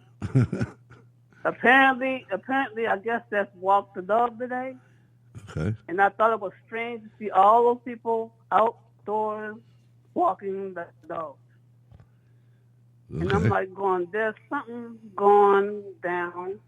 Everybody, we was talking to each other, saying hello and stuff like that. But it was weird. And I'm like going, this is the strangest thing ever. Well, does the governor have a lot of support in Richmond? I mean, is Richmond like your average city? No, Richmond, put it this way, Richmond, everybody kind of sort of goes along until you cross that line. They have lines that you don't cross. And once you cross those lines, things get weird. That's the way it always was because here. I mean, that's what, Pittsburgh's been a Democrat-controlled city since the late 1930s. And there was two things that you never messed with in Pittsburgh. There was actually three. One was religion. There are 10,000 churches in Pittsburgh, all different religions. You never mess with that, and that kind of kept the abortion under the rug. You never mess with people's guns. That was another thing. So many veterans live here. And then the third thing was you never mess with alcohol. Pittsburgh had the second most speakeasies during Prohibition than any other city. New York had us beat. And Chicago probably did too. Probably 3. But it was a different time. But see, with Richmond is mainly, let me see, I think that guns, that property, and that was money. So you don't think that you think the people of Richmond support the Second Amendment then? Oh yeah. Yes, but get this, they're not going to tell you, right? Because most of the people that are here right now are basically the teachers that work at VCU. So they're okay. So they're communists. I know, but you have people from Chesterfield and Racco and all that too. So what do you think? What do you think is going to happen? What do you think is going to happen? Do you think they're going to back down altogether, or are they going to try? I mean, because really, no matter what they do, everything that the governor has and the representatives and the senators in the state government, everything they've proposed is unconstitutional. It's kind of like the impeachment. We're going to go through all this, and then somebody's going to sue, and it's going to end up in front of the Supreme Court, and they're going to say, shall not infringe. It's pretty simple. You're infringing, Governor. Oh, yeah. And the other thing that I found out, the other thing that's panicking is that we got one of the ladies from the NRA coming down here. I forgot how to pronounce her name. It starts with an O. Okafor, I think. I don't have no idea. She said she's being here. And Colin Noir said he's going to be here. I know him. Taj. Yeah. I forgot his name. I don't know how to pronounce his name. It's on the 20th. I got Taj. The 20th, I think he's going to be here. And Douglas the Pope said that he's going to be here. All right. Well, it's a valid cause. I mean, this guy he's horrible. Can you imagine if this guy was your doctor when you were a baby? This guy's an obstetrician or a pediatrician, something. And just Sal, I don't know, but the guy, it's crazy. I mean, when you start setting up caged-in protest areas with one way in and one way out, you've already, I wouldn't be surprised if he does call up the National Guard. Mr. Blackface. Yeah. He let him do what he wants. I think he's expecting the response to be far different than what he thinks it's going to be, and he doesn't realize exactly what he's actually messing with. Right? Would you agree with that, Regina? Oh yeah. And the other thing, and the other people, and the other people that just been passing words along is Cowboys for Trump. That tells you how wide this is getting. Cowboys for Trump. Yep. That's awesome. That's outstanding. They putting messages and stuff out, and I'm like going, okay. Well, do us a favor, Regina, and keep your eye on the ball. So you're right there. You're one of our most valuable assets between you and Ken, covering it from different areas. But it's really a national situation, man. It's I think about it almost every day. I mean, it's if we fail in Virginia, believe me, Washington State's next. He already said, the governor of Washington already said it. So hopefully we smash this like the ant that it is. That's what. Thanks for calling. Yeah. Have a great. We'll catch you on Friday. Thanks for calling. Okay. Thanks, Regina. Regina from Richmond. Let's go to Eugene, Oregon, and welcome Marlene to the show. Hello, Marlene. Well, hello. I was just a couple things real quick here. First of all, I was watching the Trump rally last night, and he went into that whole thing about the appliances. about showers and dishwashers and stuff, and I was just cracking up. I thought that was great. Well, it sounds like you were. It sounds like not only you were watching, but you were listening. That's more important. Yes, I were. That was a good rally. Oh, very good. No, I had it on my MacBook, and I was watching and listening at the same time. Is that like multitasking, or that's kind of yes? No, that was a good rally. Is. It was. It was. It was great. I mean, they're getting bigger and bigger too, man. That was a big rally. Oh, I know. The lady that called in to Rush Limbaugh a couple days ago went to the Toledo rally in Ohio, and Toledo is worse than Pittsburgh. The Toledo Blade's the worst newspaper in the country, but she said that rally, he went there in 2016 as well, and won Ohio, as we all know. And she said that rally was 3 times bigger than the one in 2016. He's gaining. He's gaining support. He's gaining support. Anybody that has any kind of financial instrument that does not back this guy with their life is nuts. Anybody with some common sense. Yeah, exactly. That too. But there's tangible things out there that this guy's doing that you can count. That you can count. That are on. I mean, look at your statement from January last year to January of this year. And if you don't have tremendous growth, you're in the wrong financial market. Well, I hate to say it, Hutch, but I don't have anything in the stock market. But I did notice a little something in my paycheck. I thought that was nice. That's because your boss has something in the stock market. No, he doesn't. Well, you know what I'm saying. I'm totally serious. I'm saying when you raise the sea level, it raises all boats. Well, That's true. also another reason, we don't want to get tied down in economic talk, but likely the tax. Shit, I'm a retiree. The hell we don't. Well, all right, listen up. Let me finish my thought here. Hey, anyhow. Go ahead, Pop. When we're talking about businesses, we're talking about things that actually happen that are real. Right. And the tax cuts that Trump passed are having an effect on everyone, including you. That's Marlene. True. That's true. I have noticed that. And a conversation at the end of last year when I was making some decisions with my financial advisor. Not that I have a whole lot, but I mean, I don't know what I'm doing. So I go to this guy. Something. So I go to this guy. Well, especially if there's anybody, let me direct this to Sean if he's listening, and anybody else that's that age. There is a concept, I guess you would call it, or a tradition based on Jesus, as a matter of fact. It's called tithing. Yes, I do know about tithing. Tithing is where you are, I don't want to say required, but you are.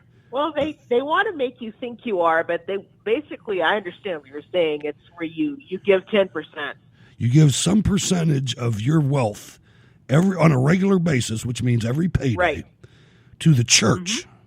To the church. Right. And I saw Dr. Ben Carson making the point that this is the way that our tax system should be.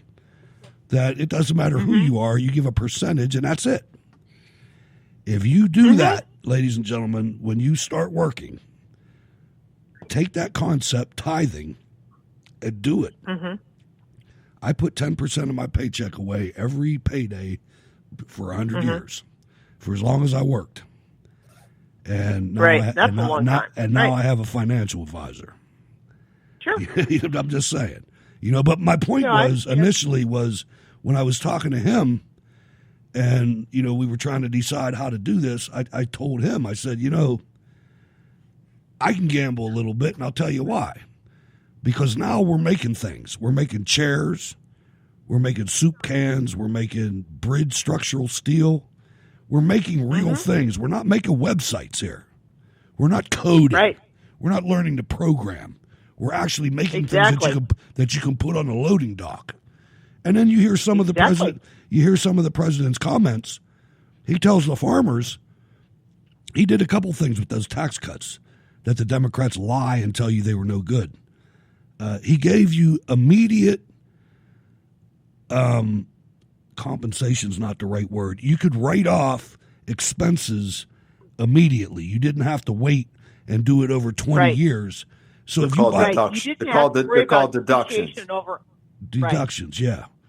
But you could claim them all right now. In other words, if you went out and bought a fleet of brand new Caterpillar dump trucks, in the past, you could take a percentage of that this year. Right. You had to depreciate them every year. You had to do it for 20 years or 10 years, right. And the amount depreciated every year. Now you could do it all at once. That's where the bonuses came from.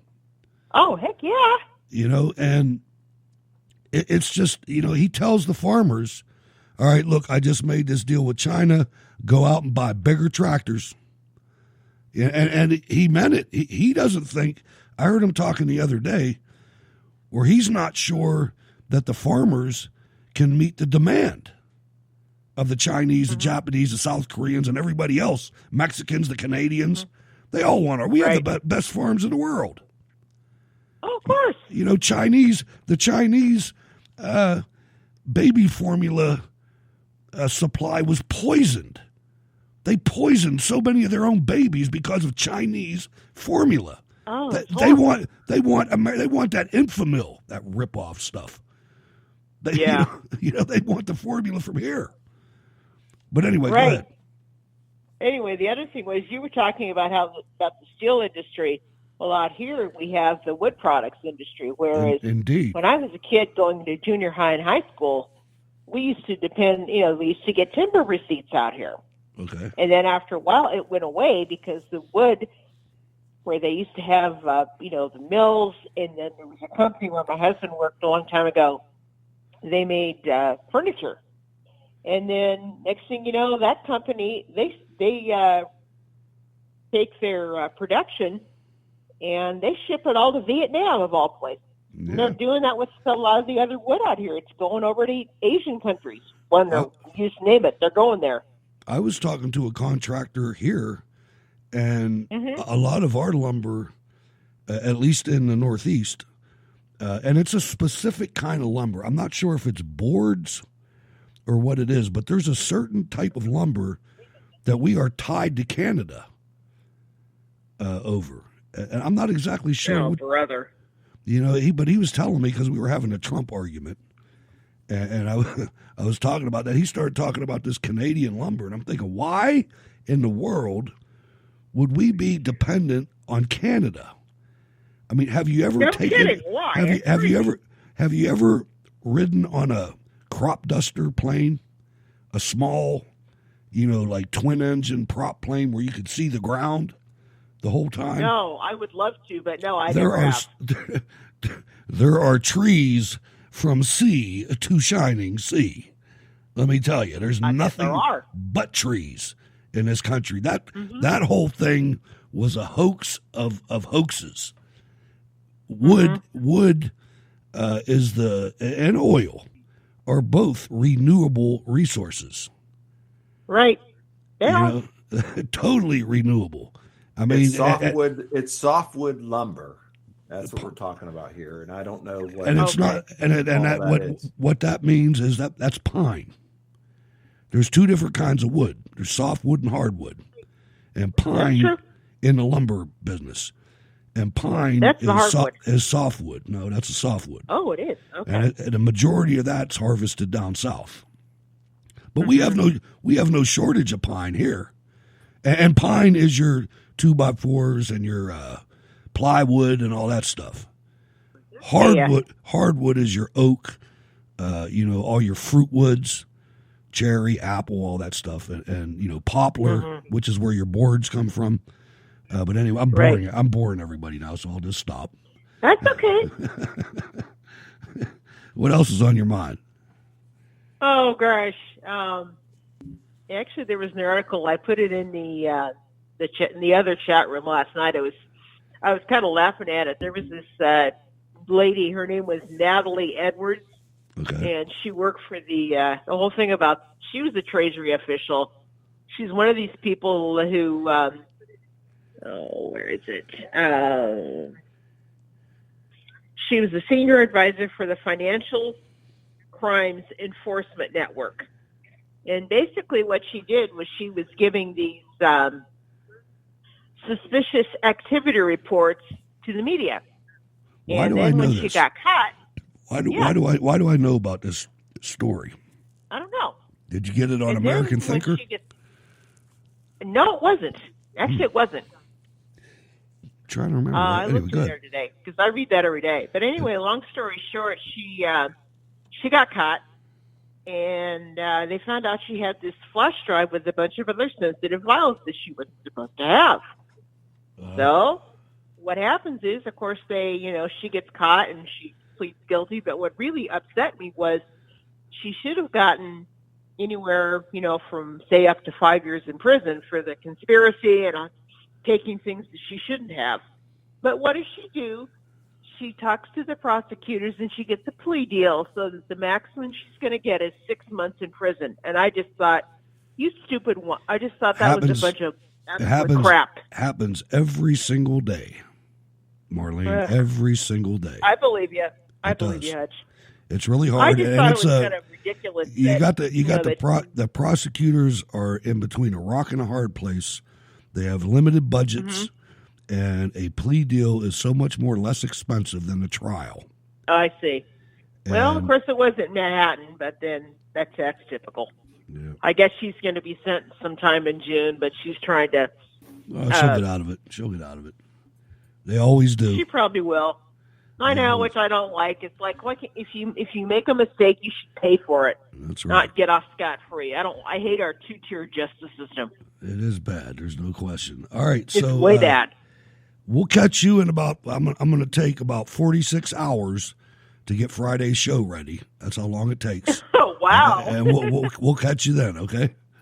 Okay, no problem. All right, Marlene. All right, we'll see you, Marlene. Bye bye. Thanks for calling. Wow. Yeah. Look at all the show notes, Sal. I was just looking at them, and I was like, you got it. Well, what are we going to be doing? Some speed reading? No. What are we going to be doing? See, my whole point here is trying to get you. I talked to you I don't know how long. It's been a while now. You've been on the show for a while now, but I remember at the beginning, and my mindset was, I'm going to get this guy to be a good talk show host. So you know what I'm thinking about when I'm looking at those show notes? Me and you were the only ones that ever saw those. Yeah. The audience didn't see them. We're going to have a good show. That's what we're going to Yeah, well, we were able to get some callers, and we're able to talk about things. And do we really need show notes? Yeah, of course we need show notes. Oh no, you need them. They're not our Bible. That's and true. We don't live or die by them. Let me tell you why the show notes are so bloated. I'm gonna because they're always bloated. Every show they're bloated. I spend a couple hours making these things this big, but the reason is, you need some glasses? No, well I have, right. But the reason is I had an interview lined up with John Bolton, and I mean I did it all on my own. I didn't have Mona back then, and I had John Bolton's private office phone number, and I was to call him on a certain date. And I called him, and none of my equipment would work. I mean, it was like no matter what I did, it wouldn't work. It wouldn't record. It wouldn't do. I had to call John Bolton to tell him, sir, thank you very much, but all my shit's broke. So I'm not going to be able to do this interview. It was one of the hardest things I ever had to do doing this show.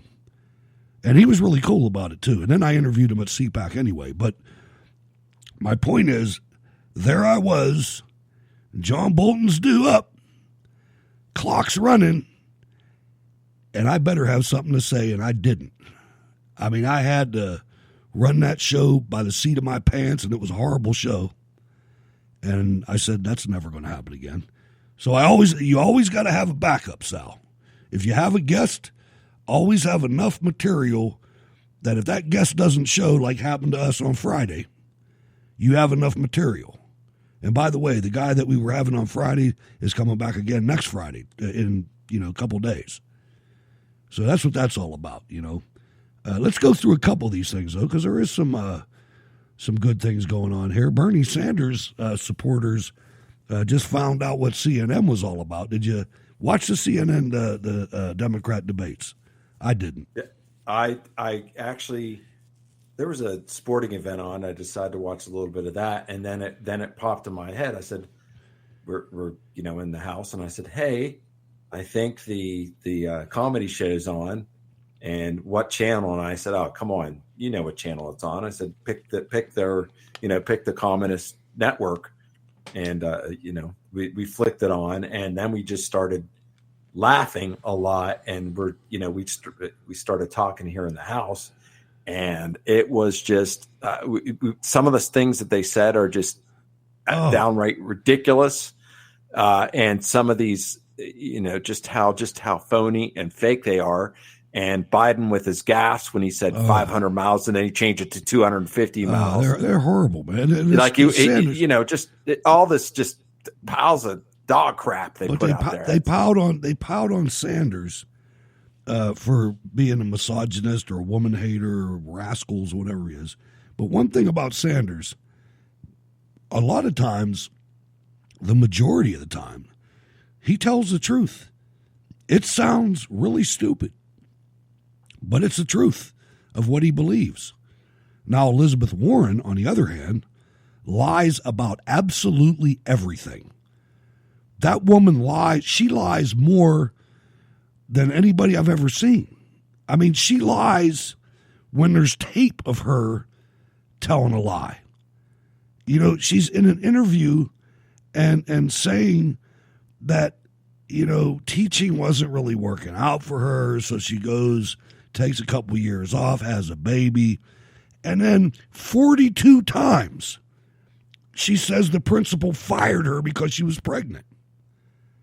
She claims she's a Cherokee Indian. I mean, there's 20 of them. You could line them up, the lies. And CNN is fully behind her when they say that Bernie Sanders told her that she could never be elected president because she's a woman. Their identity politics is going to kill them. Because when you use identity politics, if you say women, all right, now you just alienated 50% of the planet. If you say white women, I mean, it keeps narrowing your support base. And well, the one thing that we were talking about is those people who were on that stage are so full of themselves and so full of themselves to think that an educated white woman isn't going to think outside of what they're thinking. Right. They're assuming, they're believing everything that they say, and it couldn't be further from the reality of what actually is going on. Because there's an educated white woman in this house, more educated than myself, right. And I don't care for white women, man. I just. I gotta have women of color, man. I mean, it's you on the AB train or what? No more white women 2020. What a guy, huh? Oh my gosh! What a guy. Right. Short answers now. We're in a lightning round. So they figured out CNN. CNN didn't ask one question about immigration. Not one question. Not one question about that communist that we played at the beginning of the show. It's a joke, man. Well, we already know what they're going to do. As soon as you enter into this country illegal, you get your full array of benefits. Yeah, driver's license, food, 3 votes, medical care. You get 3 votes. Yeah, you can vote. You get a whole. You can vote under Martinez. Then you can vote under Martinez. Hernandez. Because you got to add your, mother's maiden name on there. It's nuts. It's nuts. Press 1 for English. It's out of control. It really is. We're into the 4th day of the protests in Iran. I think this is a really good thing. I think the Iranian people are good people. I do. They've been screwed for so long. and they've been bullied and pushed in front of the cameras. Do you know that the last round of protests before this, a couple weeks ago, 1,500 protesters were murdered by the government? Wow. I know. Not in the news. I mean, it was on this show, but it wasn't on the news. But yet we're supposed to support Iran, right? Not the government, but the people. Well, I'm just saying there's some people out there that support. Oh, yeah. Yeah, I know. Yeah. That's nuts. That support Iran. And why did you do this to them or him, to that person? And I don't know if you happen to catch the clip in our I don't know whether it was in the House and the Senate. It was a really interesting clip about a senator or congressman wanting to use his time to ask, which one of the people that have given up their lives, was it, I'll have to find the clip for you, Hutch, but it was great because there was just silence because no one could answer his question. I think it was, what U.S. soldier is not worthy of this guy being got rid of. I did see that, and it was an obscure congressman that nobody ever heard of, except in his own district. I did see that, and they were kept on trying to interrupt. It was profound. It was profound too. Yeah, it was profound.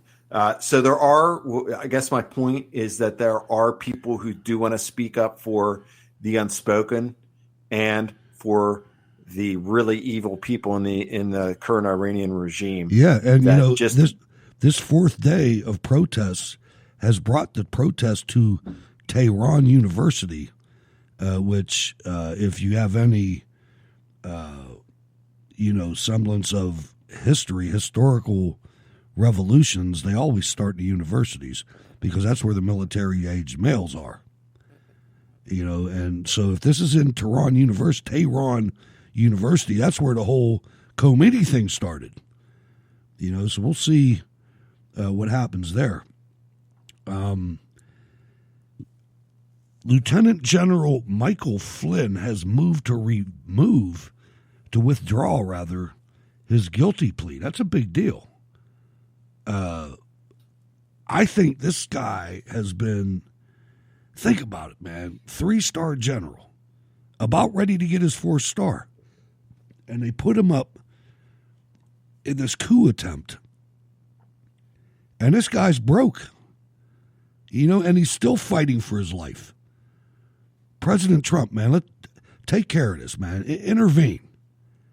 General Flynn didn't do anything close to what Eric Holder, Clapper, Brennan, Ray, Schiff, all these criminal bastards,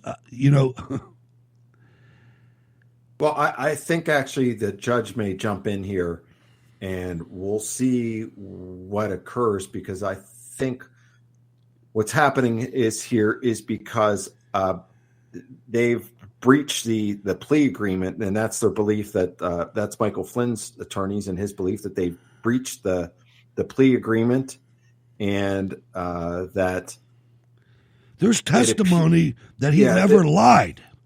There's sworn testimony that this guy never lied. There is testimony out there. There is evidence out there, exculpatory evidence, as well as evidence that is out there that wasn't presented.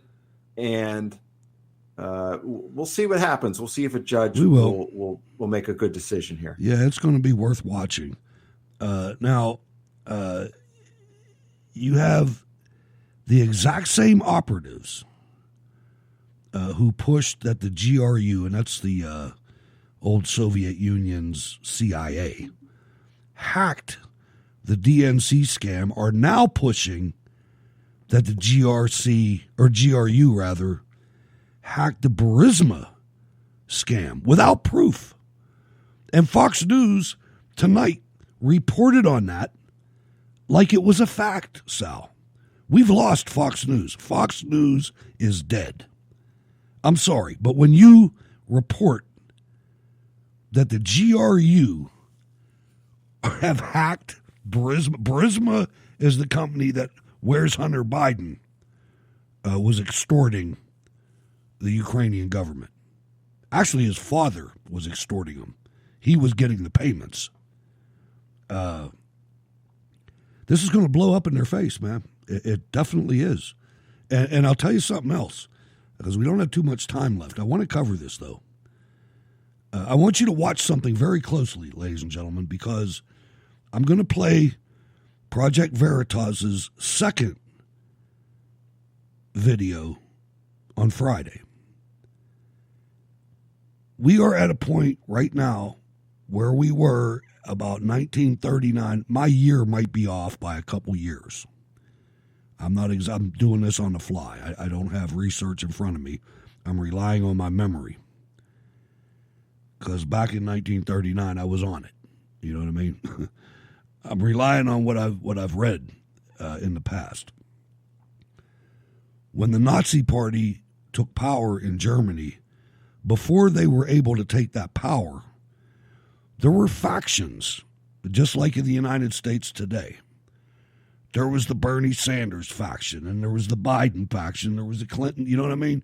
There was communists, there was the SA, which were the brown shirts, there were the SS, which were Hitler's, real enforcers. And what you're seeing right now, the communist factions of the far left are now starting to turn against the Bernie factions of the far left. Antifa-associated terrorists in Austin, Texas, have targeted and attacked Heidi Sloan, a Bernie-style Democrat running for Congress.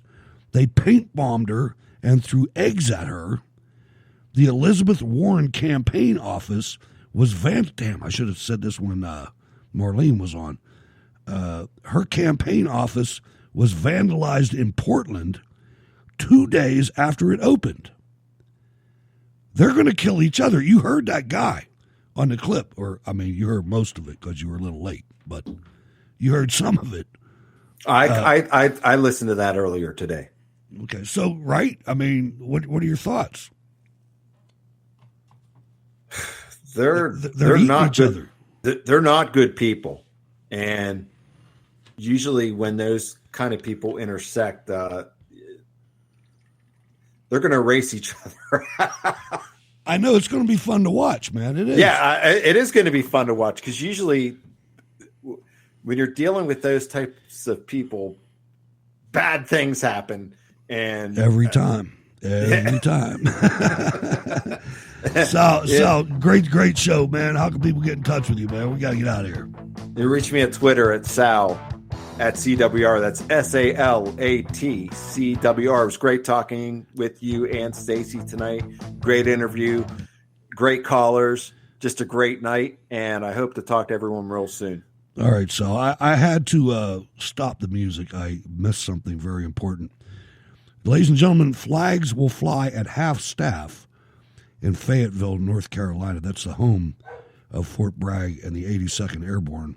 From Tuesday through Sunday, in honor of 2 soldiers who were killed over the weekend in Afghanistan. Army 82nd Airborne Division paratroopers Staff Sergeant Ian Paul McLaughlin of Newport News, Virginia, and Private First Class Miguel Angel Villalon of Joliet, Illinois, were killed on Saturday in southern Afghanistan by a roadside bomb. Rest in peace, warriors. Rest in peace. Thank you for coming out, ladies and gentlemen. We appreciate it. Thank you, Sal. I'm Hutch Bailey Jr., your host here at Cold War Radio.